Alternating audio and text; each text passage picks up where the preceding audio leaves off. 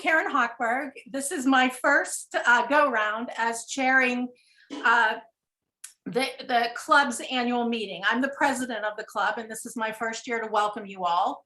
So I'm going to share my screen. The title of today's program is Democracy is on the Ballot. And we say that a lot, but we literally mean it this time. And the speakers and the agenda that we have planned today, here's what we're going to accomplish. We're going to hold our board election and our annual business meeting. So our goals for today are, and you saw him already talking with our other key speaker, Senator Costa. We're going to thank Mike Doyle today for his service to our community on so many levels. He's been there for us, sharing and supporting our democratic values. We can count on him to be in good trouble on the floor of Congress. We can count on him to bring things back to our community. Infrastructure, long before infrastructure became a daily thing during Donald Trump, and Biden brought it to a close. So we want to thank him, and we have some fun fun ways we're going to do that from our board members, Kathy Smith and John Burke, and from a team who have created a wonderful slideshow. And then Mac Booker is going to go and host a panel discussion on why we believe democracy is on the ballot. And we have wonderful speakers that are working on all levels to make sure our vote is protected and that we get the vote out. Senator Costa will talk about legislative efforts, and you heard some of that before the meeting started. Ron Bandies will talk about election integrity in Allegheny County. Lisa Frank is going to talk about lessons learned from the successful campaign of Mike Gainey, and Morgan Overturn, president of Young Democrats of Allegheny County, is going to talk about how we make sure that we're including young people and we're getting them to the polls to vote. And the last thing we want to talk about is inspiring action. We have got to get busy, and we have got to every day do something to call people, write people, inspire them to vote, inspire them to register. So now I'm going to turn it over to Greg, who's going to tee up the creative ways we're going to thank Mike. And then Mac Booker then we're going to hear from Congressman Doyle. And we want to hear some war stories. We know we've driven you crazy over the years, Mike, but we do love you.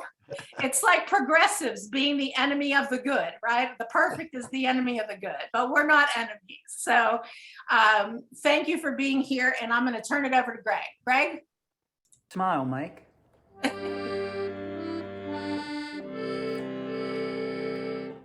Smile, Mike, you are retiring.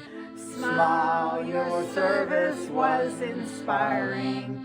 When there were rights to be saved, you were brave. We can smile through our fear and sorrow. Smile, and for sure tomorrow we'll see the sun come shining through. Thanks to you.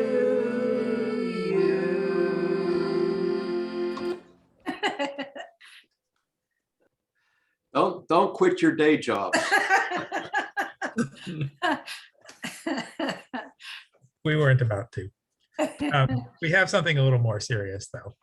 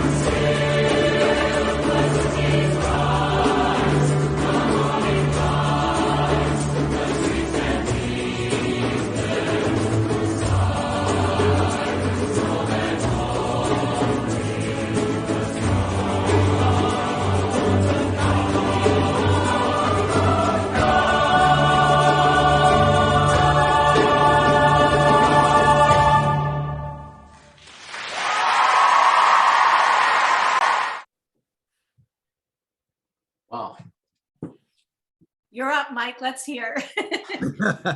Well, first of all, thank you. That was great.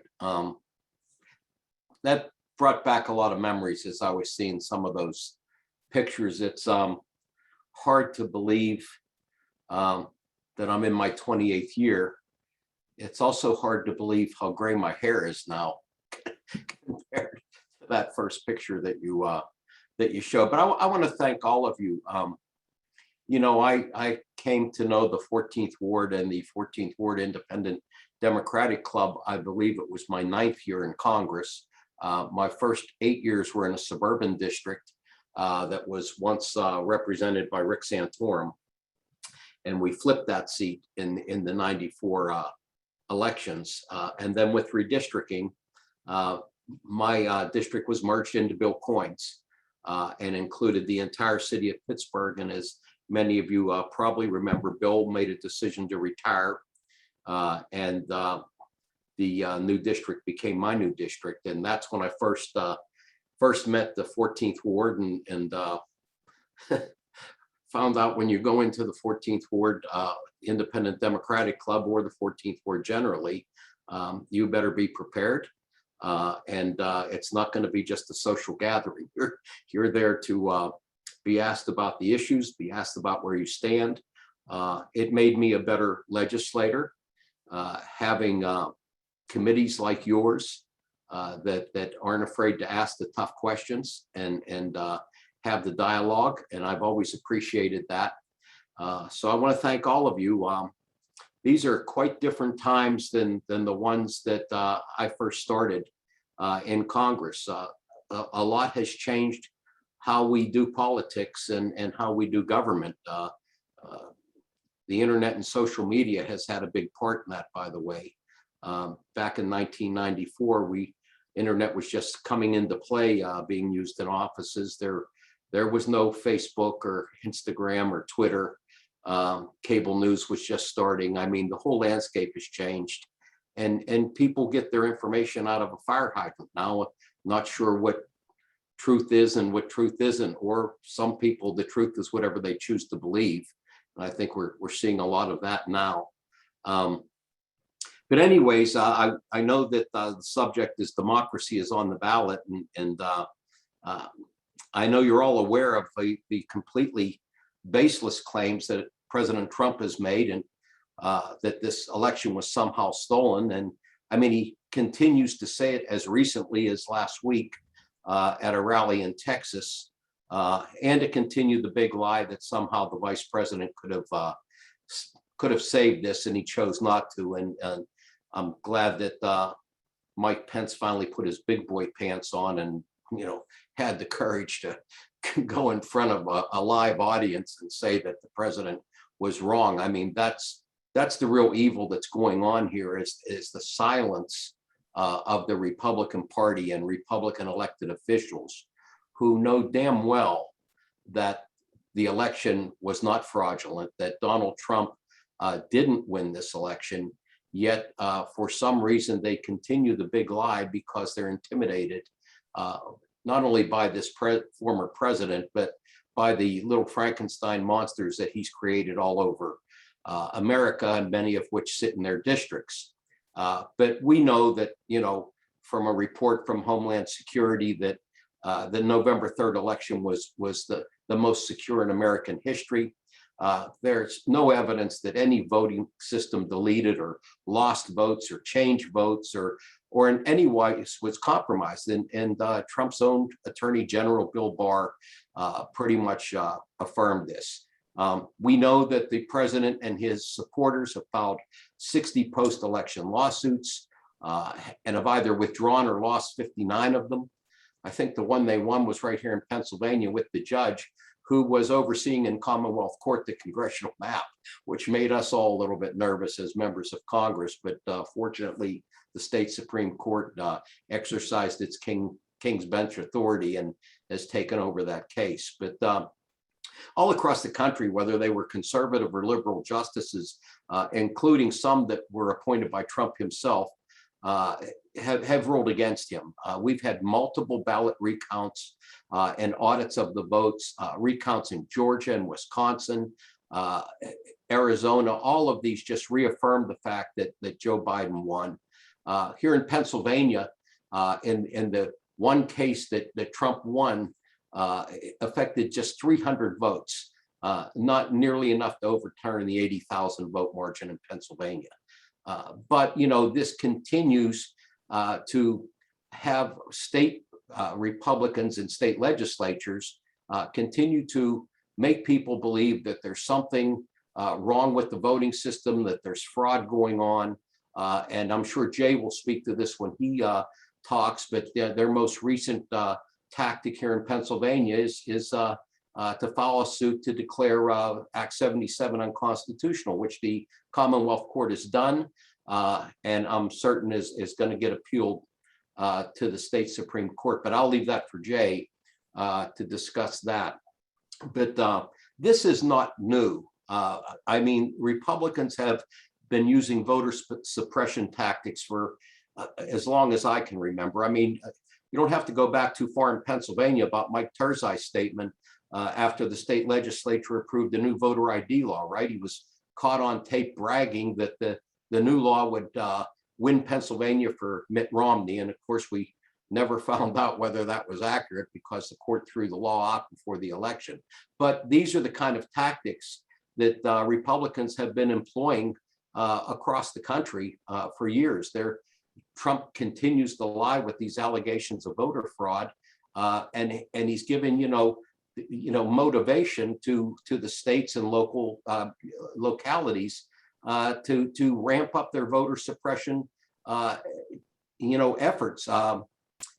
And it's a real problem. It's something we're going to obviously have to confront. This new voting restriction law in Texas is reported to be denying half of the vote by mail applications in certain counties. Texas already had one of the most restricted vote by mail programs in the country, but now only voters who are out of town, over 65 or disabled, are going to be allowed to use the mail-in ballot.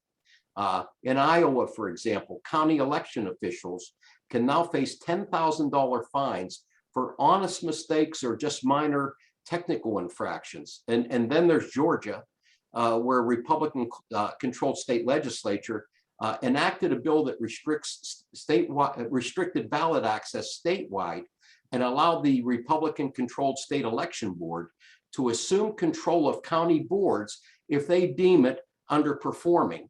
So, needless to say, they have wasted no time in replacing Black Democratic members on a number of county election boards, including Fulton County, which includes part of the Atlanta metro area. So Republicans aren't only trying to suppress the vote, they're also working hard to secure control over the election administration in Georgia and other battleground states across the country.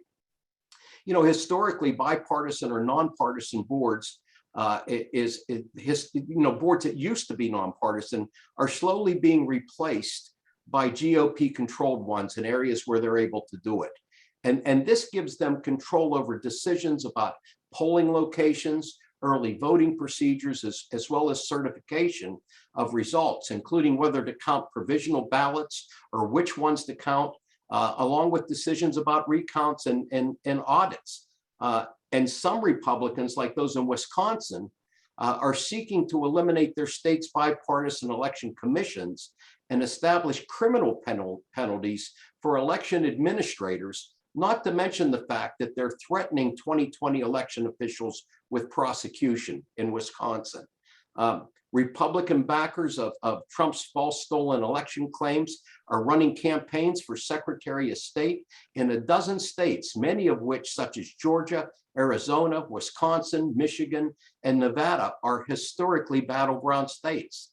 And this would give them substantial control over election administration, voter registration, and by extension, voter suppression in many of the states that are likely to decide the 2024 presidential election. not to mention a number of critical 2022 races. All told, last year, according to the nonpartisan Brennan Center, more than 440 bills with provisions that restrict voting access have been introduced in 49 states in the 2021 legislative sessions, and at least 19 states passed 34 laws restricting access to voting. Finally, I think it's important to note that Republicans are now able to make these kinds of radical changes because of a conservative majority on the US Supreme Court has successfully dismantled aspects of the Voting Rights Act that would have, before 2013, guaranteed fair participation by Black voters and ensure federal oversight and enforcement of the Voting Rights Act. Conservatives are working feverishly at all levels of government and all three branches of government to tilt the electoral playing field in their favor. What they're doing is nothing short of outrageous. No one should have to stand in line for hours to vote. No one should have to travel miles to reach a new polling location after one was closed, and no one should be restricted from receiving mail-in ballots after it has been proven that they're a safe way to vote. Democrats haven't been taking all these attacks sitting down, but the problem is we are terribly disadvantaged at the federal level. Issues with voter access and fair representation has plagued our system for decades. And we know that large pockets of voters have been disenfranchised through gerrymandering and other methods that create barriers to polls, like reduced voting hours, the closure of polling locations, and confusing registration procedures. But for a number of years now, Democrats in Congress have been working to enact legislation to prevent voter suppression and restore the Voting Rights Act, along with making a number of important reforms in our campaign finance laws. The For the People Act, which the House passed in 2019 and again last year, which strengthened federal election law, promote election integrity, and strengthen campaign finance laws. The House also passed the John Lewis Voting Rights Advancement Act last August, which would restore the full protections of the original Voting Rights Act of 1965, which was gutted by the Supreme Court in 2013. Problem is, we can't get these bills past the Senate. And consequently, House Democrats recently passed the Freedom to Vote, the John R. Lewis Act, which incorporated many of the provisions in the For the People Act and the John Lewis Voting Rights Act. Every single Republican senator, along with the refusal of 2 Democratic senators, refused to revise the filibuster rules, an action that really is going to be important if we have any chance to pass this legislation. We need 60 votes in the Senate to pass a bill. Now, I'll be the first to say I have misgivings about this idea that we completely get rid of the filibuster, because you have to think about it long term. The reason we have 3 Republican conservative justices on the Supreme Court is because Democrats under Senator Harry Reid allowed a carve out that wouldn't require the 60 votes for judicial appointments. And I just think it needs to be reformed. If you want a filibuster, I think you should be made to stand up on that floor and wear a diaper and talk as long as you can talk, and do the filibuster the way it was designed to be done, not to make it so easy for any one Democratic senator to say that they're not going to allow cloture and there's not going to be a filibuster vote. We clearly need to see some reform in that. But I'm just here to tell you today that we can't get the 60 votes in the Senate. We can't use voting rights legislation in budget reconciliation. It's not eligible for budget reconciliation. So we can't use that technique in order to just have 51 votes to pass. So there's not much that's going to happen this year in the federal level in terms of legislation. We have to change the face of the Senate, and we have to change the face, and we have to hang on to the House. The good news is the redistricting battles across the country, where Democrats were told that we were going to come out on the real short end of that stick, hasn't happened. We have seen courts intervene in Ohio now, in North Carolina. We've had great successes in New York and a couple other states, and now here in Pennsylvania, the Supreme Court, which is controlled by Democrats, is taking over the map, which should give us a fair map at least for that. And it looks though, when it's all said and done, the Democrats are actually going to pick up seats as a result of redistricting. So that's the one good note. The other note is we've got to get people out to vote. The midterm elections historically are tough for the party in power, and the Republicans are licking their chops. They're already counting their leadership seats, thinking this thing is over. I'm here to tell you it's not over if we can get our folks out to vote. And I hear two schools of thought in the Democratic Party. One is we got to get these Democrats that used to vote for us to vote for us, or we've got to energize people that aren't voting to come out and vote. Well, I got news for you. We got to do both. Okay, we've got to do both, and it takes a certain amount of pragmatism too. People always ask me what my ideology is. I tell people I'm a pragmatic progressive. I look at things like Build Back Better and say, well, if you need to get 50 votes over in the Senate, you better start with the two people that are keeping you from getting 50, find out what they will vote for, and let's get done what we can get done, as opposed to doing nothing and complaining about it. I think that we have to redouble our efforts in terms of getting people registered. I think the vote by mail is crucial, and I'm sure that Jay will talk about this, but keeping Act 77, I think, is going to be very important for us. The vote by mail, by the way, is very popular in both sides of the aisle. I mean, Trump has led Republicans to believe that it's somehow fraudulent, but I can tell you seniors overwhelmingly like the idea of voting by mail. And during the pandemic, I think it's been crucial that people were able to vote by mail. That's going to be important. We're going to have a lot of new faces in Pennsylvania leadership. We're going to have a new U.S. senator. We're going to have a new governor. You're going to have 2 new U.S. congressmen in Allegheny County. There's going to be a lot of change here, and we've got to make sure that we win all of those seats. I think it's very important that we beef up Connor Lamb's district. He won that seat by 2 points last election. And he's a good campaigner, and he was well financed. We've got to make sure that seat's a better seat than it is currently in the redistricting. And thanks to Jay Costa and the Senate Dems, they've at least put a map out that gives us a fair chance to hold that seat. The way they have drawn the Lamb seat, it's about a 54%, I think, Jay can correct me if I'm wrong, performance district. They do that by taking part of my district. I certainly don't need all the Democrats that are in my district. And I think that we ought to try to do everything we can to make sure we keep those 2 seats in Allegheny County, because our chances of getting seats around the outlying counties, especially in this midterm, is going to be very difficult. So that's going to become very important. Let me just close, and I'm happy to answer any questions that people have, but I just think we have to give people a reason to vote, and a reason to vote, in my estimation, for most people, people look at their own self-interest. They look at their pocketbooks and they say, can I retire at 65? Can I get my kids through college? Can we make our mortgage payments? Is my company still going to be there? They look at things like this, are my kids going to be able to find jobs in the county? It always revolves around kitchen table issues in the economy. And we can argue about a lot of other things, but I think ultimately for the average family that's not involved in politics, they're just trying to get by and do the best they can. These are the things that they care about.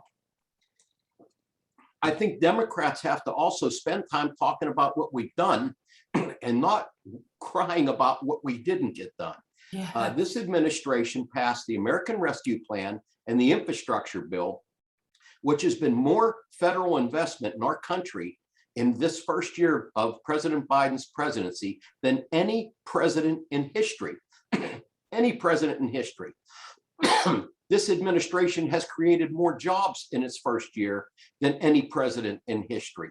And we need to focus on those things and talk to our friends and neighbors about those things, not the fact that we didn't get Build Back Better done and we didn't get voting rights done. We got to talk about what we can do. And then we got to ask ourselves, what are Republicans for? They're not for anything. If someone could explain to me what the Republican Party stands for, other than licking the boots of a former president, I'm not sure what it is. They stand for obstruction. Their goal has been to not work with us on anything, whether they agree or disagree with it, and to make sure that President Biden has no victories. Well, that's not the way for a party to be the loyal opposition or to bring the country forward. I have no idea what the Republican Party stands for, other than to perpetuate the big lie that the former president takes, and nobody seems to be willing to stand up to him. There's no leadership at all in that party. Kevin McCarthy's a complete disgrace, and Mitch McConnell is just determined never to let anything pass the Senate. So we have to talk to people about that too. There's a party that's doing nothing and that stands for nothing. And then there's another party that's trying to make the investments. We saw the Fern Hollow Bridge. Boy, I'm sure everybody on this call goes across that bridge just about every day. I know I do when I'm in Pittsburgh. And we have a lot of aging infrastructure. You know, the former president talked a lot about how he was going to pass a great infrastructure bill. It was going to be the best infrastructure bill. He didn't get it done. Joe Biden got it done in his first year in office. So we need to talk about the things that we're doing as Democrats, and you know, the things we can't get done. We need to put some more people in office, and that's going to mean working hard in this upcoming election and working hard in 2024. I'll just close by saying that I so appreciate the associations and the friendships and just the interaction with all of you. Know that I am not disappearing. That I intend to remain active in the Pittsburgh community and active in the Democratic Party, to do everything I can to make sure that we continue to elect good Democrats into these seats. And I'll just close by again saying thank you so much. I appreciate all the years together. And that little video you put together, if I could get a copy of that, I really think that was touching. I'd like to show my family that anyway, because it makes me look pretty good. So yeah, so Of course. but Mike, once we'll again, make sure. I'm glad to answer any questions, and thank you so much. Mike, thank you. And it's very encouraging to hear that you are going to remain involved already. I mean, you're some of our most passionate. You know how to rev up a crowd. I've been in crowds where you've revved us up, and just your quote, we are campaigning against a party that does nothing and stands for nothing. That's a quote. That's something that we in unison should be saying often. So thank you. We don't have time for questions, but thank you for spending your Sunday afternoon with us, and thank you for all those years of service. I appreciate it. The other thing we need to be doing is thanking people before they retire. It's a rough job stepping up to be in public service, from school board to mayor to every position. Now, little elected officials counting ballots are being harassed. If we don't speak highly of our government, we're going to stay in the position we are now. Yeah, So and I think- worry about our school boards too. I mean, there's this concerted effort by the right wing to infiltrate these school boards because they're just so concerned so that they can burn the books in the schools, and scare the heck out of people about things that aren't even happening in their school districts, from whether it's mask mandates or critical race theory. And this, you're going to see this in the election. They want to talk about mandates. They want to talk about critical race theory. This is their agenda for the country. Yeah, you talked about which is what not gets an agenda. people. You talk about what gets people to the polls. It's fear and hope. Yes. We tend to use hope. They always use fear. They're And the masters that, of you know, fear, I'll tell you that. yeah, they're the masters of fear. Well, thank you so much. I'm Okay, gonna turn thank the you meeting- all. Thank you.